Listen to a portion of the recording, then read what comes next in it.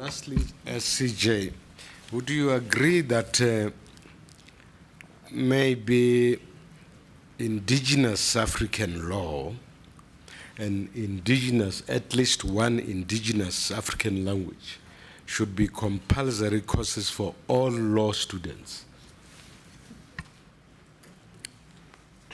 I would even go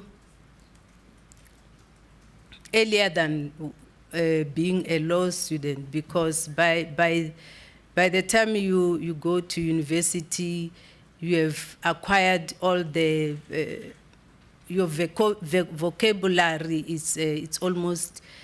I would go to primary school level, because there are certain terms that, even though concepts, rather, even legal concepts, even though I'm Tsonga speaking, if I were to be asked now to start even answering your questions in my language, that would be a problem. So I believe at foundation phase, and it used to be like that. I remember we were taught in Xitsonga at primary school. And what happened to that, I don't know. But and then only when you went to high school, then English was introduced. But it's necessary, even at foundation stage, because that's when vocabulary and even standardization of the language itself, because although I'm Tsonga, there could be somebody who is Tsonga from, for instance, the eastern parts of South Africa. We do not speak the same. There are certain concepts which are not the same.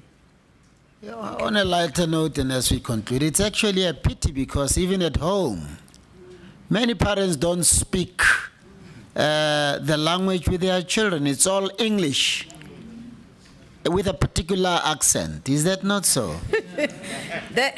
And we are the people who are supposed to develop the language to that extent as lawyers and judges. So who's going to develop it? No book, or maybe one by Koyana, in African customary law written by an African. Who's going to develop all these concepts? Who's going to give expression to these language rights that we are pushing for? Do you know of any? Chief Justice, I wish the MEC was sitting here when I give this response, because I believe our children, they're even worse.